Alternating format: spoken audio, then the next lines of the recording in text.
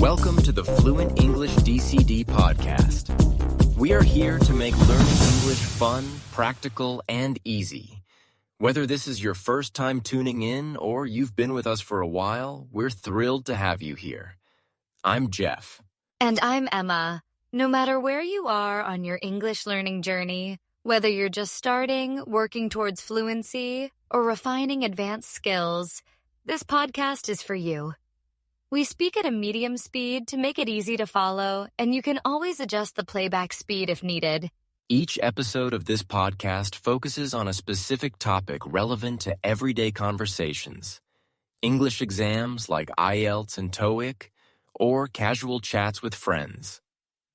We'll guide you through 5 common questions on the topic, share tips for answering naturally, and teach you 5 useful expressions to boost your fluency. Exactly, Jeff. By the end of each episode, you'll gain practical answers you can use right away, and expressions to make your English sound more fluent and natural. But before we jump into today's episode, let's introduce the DCD approach. Daily, consistency, and discipline. These principles are the foundation of our podcast and your English learning success. The DCD approach is all about taking small, consistent steps every day to achieve big results. You don't need hours of study or the perfect moment. Just show up daily, even for 10 or 15 minutes. Over time, you'll see amazing progress. Let's break it down. Daily means practicing English every day. It doesn't have to be long. Just a short session can make a difference. For example, you can watch a short video, listen to a song, or read a paragraph from a book. Consistency is the key to making daily practice effective. If you practice regularly, even for a few minutes, you'll notice big improvements over time. Think of it like watering a plant. If you water it every day, it will grow. The same happens with your English skills. And discipline means sticking with your practice, even on days when you don't feel like it. We all have busy days, but discipline helps you stay on track and reach your goals. With this foundation, we're ready to dive into today's episode and explore how the DCD approach can transform your English practice.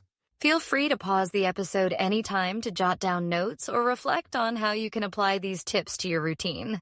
If you found this episode helpful, don't forget to like, share, and subscribe to our channel so you don't miss upcoming episodes filled with tips and lessons to take your English to the next level. Take 5 seconds to hit that subscribe button right now. Thank you so much for your support.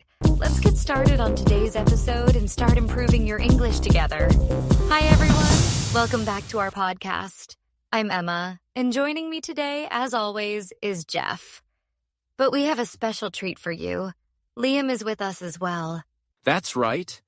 Liam is an experienced English teacher and a weather enthusiast who loves making English learning fun and practical. Welcome, Liam. Thank you, Jeff and Emma. I'm excited to join you today. Weather is such a fun topic to discuss because it's something everyone experiences, and it's a great way to practice conversational English. Exactly, Liam. So let's dive in. In this episode, we'll discuss 5 common questions about the weather, share tips and examples for answering them naturally, and at the end, teach you 5 useful weather-related phrases that you can add to your conversations. That sounds refreshing. Let's get started with the first question. Question 1. What's the weather like today? This is one of the most common questions in daily conversations. It's a simple way to start chatting with someone. For example, Liam, what's the weather like today? Today, it's sunny and warm, about 25 degrees Celsius. It's the perfect day to go for a walk or even have a picnic. The sky is so clear, and there's a light breeze. It feels amazing. How about you, Emma? What's the weather like where you are? Here, it's quite different. It's cloudy and a little chilly, around 15 degrees Celsius. The sun hasn't come out all day, and there's a slight drizzle. I'm thinking of staying indoors with a hot cup of tea and a good book. Laughs. It feels like the perfect weather to relax at home. That does sound cozy, Emma. When you answer this question, try to include a few details like the temperature, the sky conditions, or even how the weather makes you feel. For example, you could say, "It's raining and cold, so I'm staying inside today." Another great idea is to connect your answer to an activity. For instance, "It's sunny and warm, so I'm going for a walk." Or, "It's raining, so I'm staying home and watching a movie." Adding activities not only makes your response more engaging, but also shows how the weather influences your plans. Yes. And if you're learning English, don't be afraid to keep your answers short and simple. For example, you could just say, "It's cloudy today," or "It's sunny and hot." As you get more comfortable, you can add more details, such as how the weather affects your mood or what you plan to do because of it. And here's a great tip: you can ask follow-up questions to keep the conversation going. For example, if someone says, "It's raining," you could respond with, "Oh, do you like rainy days?" Or, "What do you usually do when it rains?" These kinds of follow-up questions make the conversation more interactive and help you practice your English skills. That's a great point, Jeff. Weather is a universal topic, so it's an easy way to connect with people, no matter where they're from. Whether it's sunny, rainy, or snowy, there's always something to talk about. Sharing details about the weather creates an opportunity to build rapport and make the conversation enjoyable. Question 2. What's your favorite kind of weather? This is a fun question because it lets you talk about your preferences and personality. Liam, what's your favorite kind of weather? I love sunny and mild weather, around 20 degrees Celsius. It's not too hot and not too cold, just perfect. This kind of weather is great for outdoor activities like hiking or just sitting outside and enjoying nature. It always makes me feel happy and energized. What about you, Jeff? For me, I prefer cool and crisp autumn weather. There's something magical about the colorful leaves and the fresh air. I also love wearing cozy sweaters and drinking hot coffee on a cool day. The whole atmosphere of autumn feels so peaceful yet inspiring. That's a great answer, Jeff. To answer this question, it's important to explain not just what kind of weather you like, but also why you like it.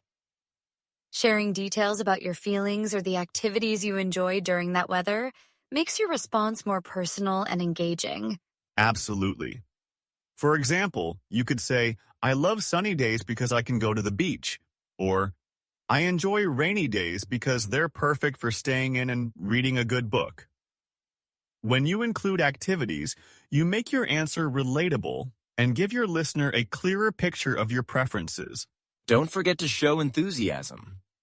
For example, saying something like, "I absolutely love sunny days," or "I feel so energized during cool autumn mornings," makes your answer more lively and natural. And it's also a great way to connect with others. After sharing your favorite kind of weather, you can ask them, "What's your favorite kind of weather?" or "Do you prefer sunny days or rainy ones?" It's a simple yet effective way to keep the conversation flowing and learn more about the other person. Yes. Talking about favorite weather types is not only a fun way to practice English, but also a great way to discover shared interests or differences. It's a universal topic that everyone can relate to. Question 3. How does the weather affect your mood? This is a common and interesting question, and it often comes up in both casual conversations and exams like IELTS.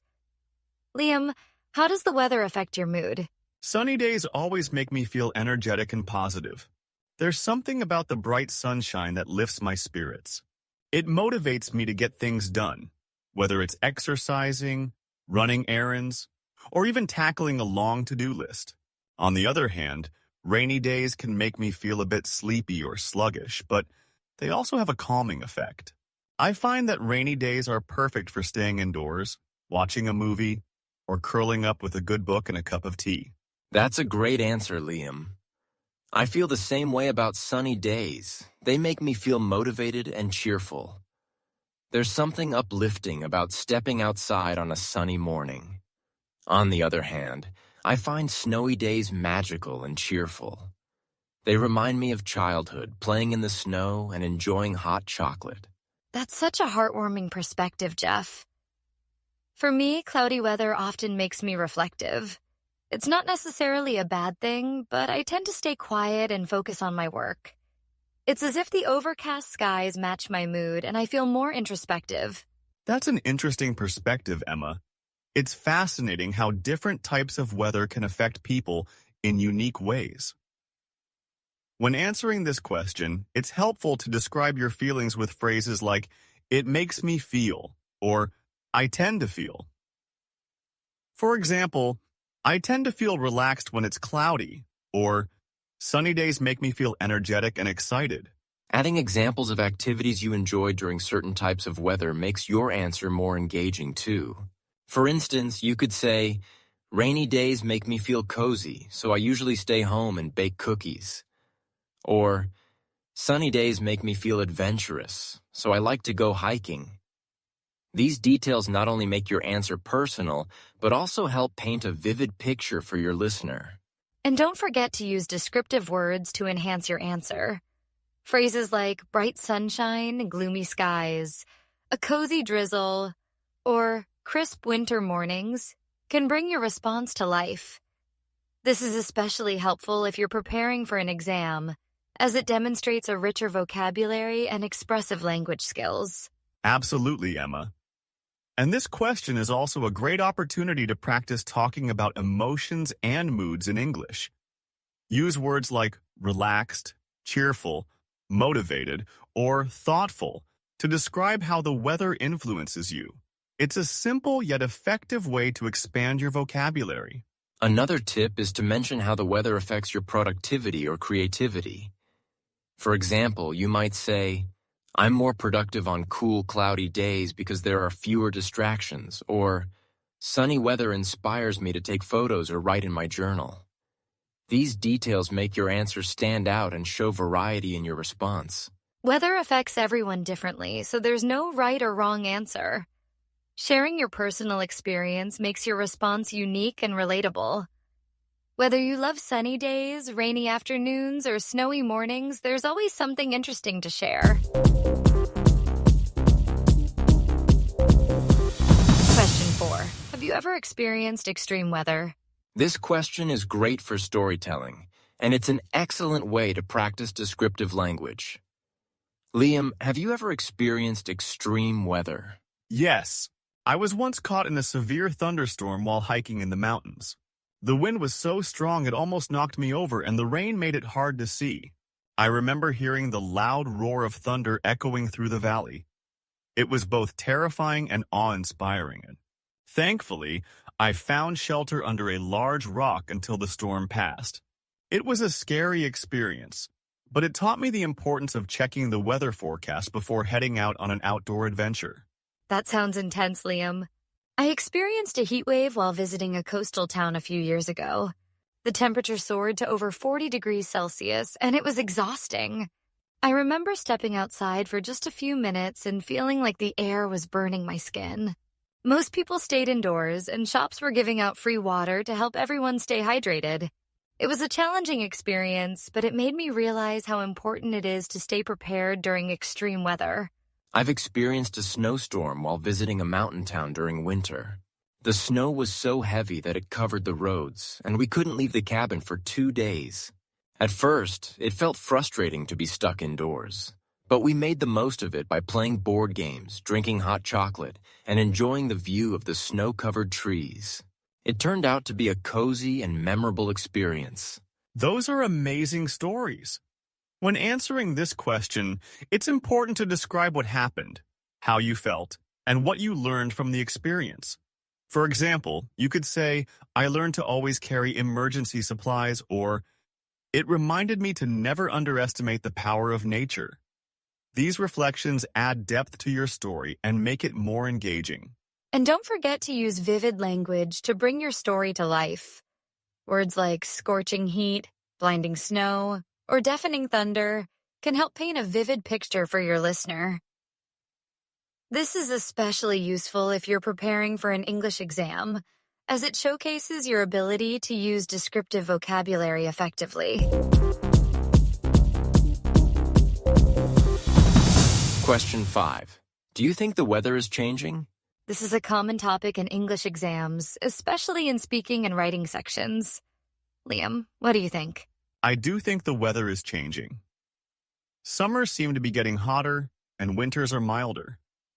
In my area, there have also been more frequent and intense storms in recent years. I believe these changes are connected to climate change caused by human activities, such as deforestation, pollution, and excessive use of fossil fuels. I agree, Liam. I've noticed similar changes where I live. There are more extreme weather events, like heavy rain and flooding. It's becoming increasingly unpredictable, and it's a concerning trend. And I've observed shorter winters and unusual weather patterns in my region. It seems like the seasons are shifting, and the weather has become less stable than it used to be.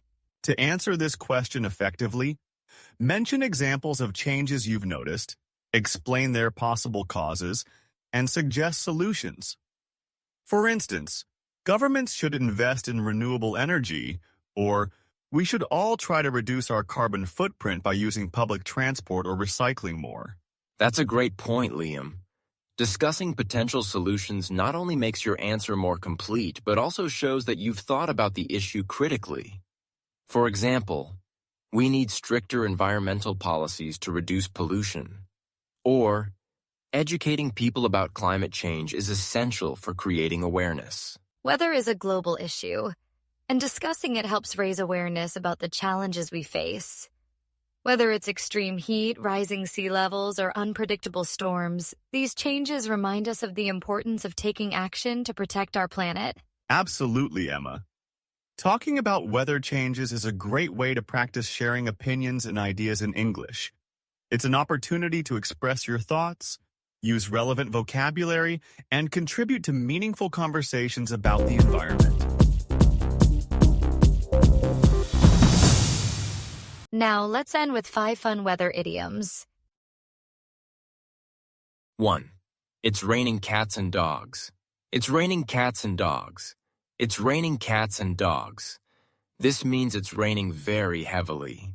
For example, I forgot my umbrella and it's raining cats and dogs outside.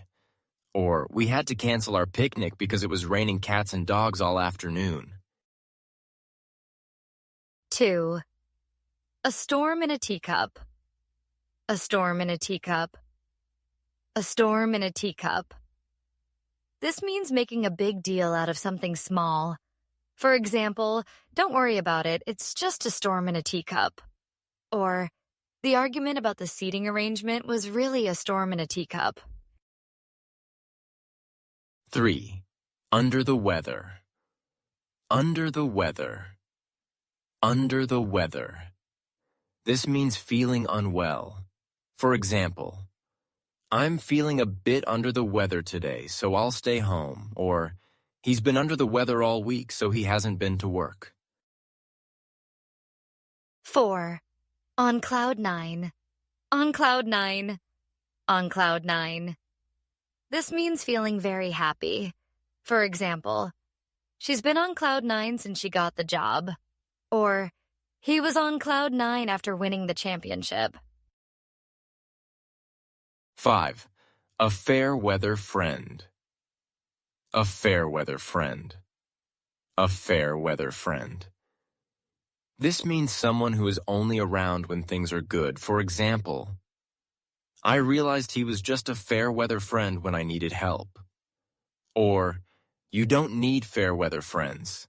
True friends stick around during tough times. These idioms are a fun way to add variety to your conversations. Try using them when you talk about weather or feelings. Let's quickly review what we learned today about talking about weather. We covered 5 common questions and shared examples for daily conversations and exams. That's right. And we ended with 5 useful idioms to make your English more colorful. Practicing these will help you in both casual chats and formal exams. That's all for today's episode. Thank you for joining us. Don't forget to subscribe to the Fluent English DCD podcast and share it with your friends. See you next time. Bye, everyone.